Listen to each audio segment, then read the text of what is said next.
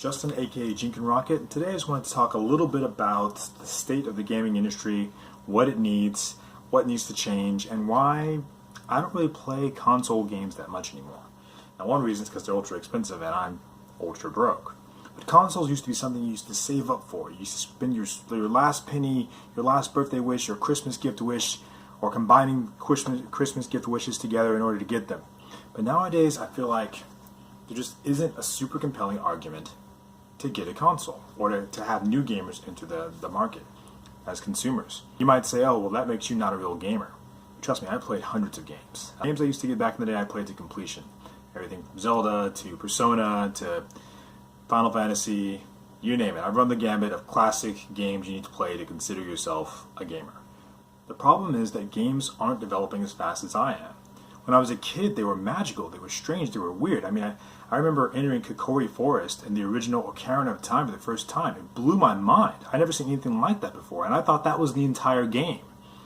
Let alone when I entered the main Hyrule field to find that this was actually a tiny fraction of the greater game in general. But since then, it feels like it's just been incremental changes and bigger and better graphics, and that's more or less it. Now, admittedly, I haven't played a lot of the recent generation of games, and I haven't played the most recent Zelda game, Breath of the Wild, although it's pretty much the only Zelda game I haven't put my hands on, except for maybe Wand of Gamelon, and we don't really need to revisit that one. I still keep my ear to the ground as far as news and what sounds interesting.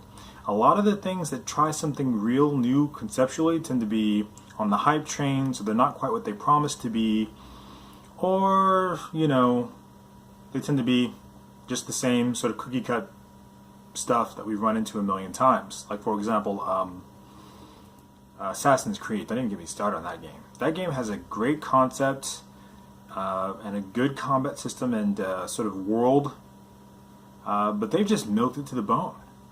They just milked it, what was an original concept, to the point where it doesn't really feel original anymore. I mean, how many different skins are you going to put on the same concept, for Christ's sakes? And that's not to say there aren't some innovations happening in gaming. They just aren't happening fast enough for my taste. The games aren't maturing fast enough. Another example of this is Kingdom Hearts and Kingdom Hearts 2. When I first saw the first Kingdom Hearts, it was kind of kiddie, very charming, very sort of magical, nostalgic of those old Disney and Disney, you know, movies and cartoons, and also old RPGs like Final Fantasy, and it had that vibe and that tone. So I thought the natural next step for the sequels would be to make each game more mature in tone, and not just more mature as in thematically, as far as the story and the characters, but more mature as in the art style. So we'd have a more mature, like, instead of some of the worlds we visited before, we'd visit like a Final Fantasy world, and it'd look less cartoony and more in the style of that sort of more mature RPG. But unfortunately, there's something very sad about video games, and that's that they haven't grown up with us. They've grown at a much, much slower pace. They haven't become more mature, and I feel like the gaming industry, maybe even to a greater extent than the movie industry, holds our hands and just doesn't really trust the maturity of the gamer. And it's kind of a little bit insulting, actually. I think also this is such a big problem because it's not really welcoming to new gamers. Right now, there are two very distinct classes of gamer. There's gamer, hardcore gamer. This is your League of Legends playing, online, co-op, console buying, you know, hardcore, spent thousands of hours on gaming person. And then there's your casual gamer. This is your, you know, mobile phone, handheld, play with kids or with friends occasionally, use my console or computer more as a work and entertainment system than gaming system type of person. And never the two shall meet. I mean, basically the conversion from casual to actual gamer sort of feels like it has to take place when you're very young, or it's not going to happen. Now that's changing a little bit. We're hearing more about things like, you know, people who are older getting into gaming for various reasons. Maybe their kid owns a console, and, you know, the mom and the dad will hop on and realize they like it and they'll get into it. But this is actually more the exception than the rule. I think gaming is going to be stuck here till gaming becomes a little bit more like movies. Not that they're necessarily in a good place either. Everyone goes see movies, right? But not everyone plays games. Gaming is still something that's for gamers versus movies, which are for the public at large. So yeah, also an idea for a new Zelda game that I had. All the Zelda and games I've seen so far, and I played almost all of them, like 95%, 90% of them. Let's see, I played Link, I played the original, The Legend of Zelda. Well, I played and beaten them all is what I mean to say, not just picked them up. I think I played all of them, but I've beaten most of them, 95% I think.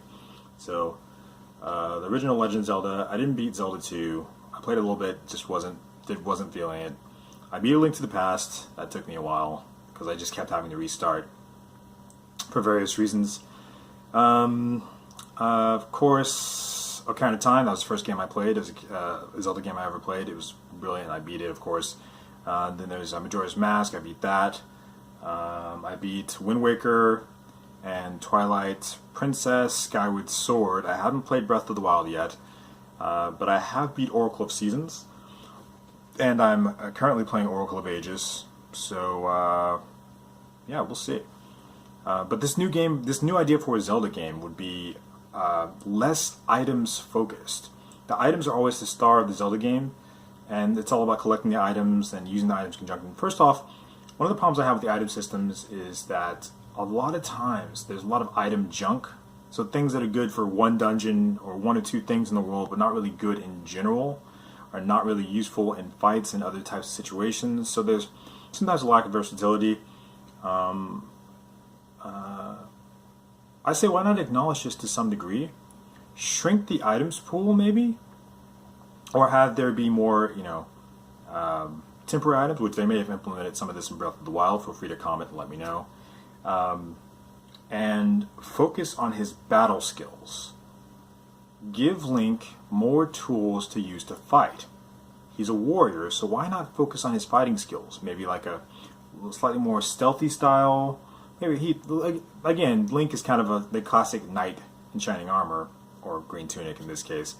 But just like different styles, maybe like a more evasive style, or a more tanky style, and a more aggressive style that he can combine. Maybe you can train under different characters in the game. Maybe you can train under a Goron or a Zora or or just Impa or some random person to have more different pools of skills exactly.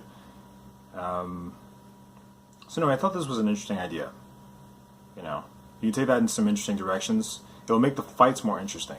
Because your general standard fights in Zelda are kind of problematic. You don't have a lot of tools to get the job done. I mean, you have your weapons, but you're always having to switch between them, and a lot of times, I don't know, it doesn't feel like they all work smoothly together in concert. So why not just give him some more fighting tools so that he's a little bit less dependent on the other items? I don't know, it's just a thought. Anyway, that's it for today. So yeah, let me know what you thought of the talk. If there's anything you want to tell me or say, then leave it in the comments below. Otherwise, be sure to hit that follow button, and I'll see you in the next video. Peace out.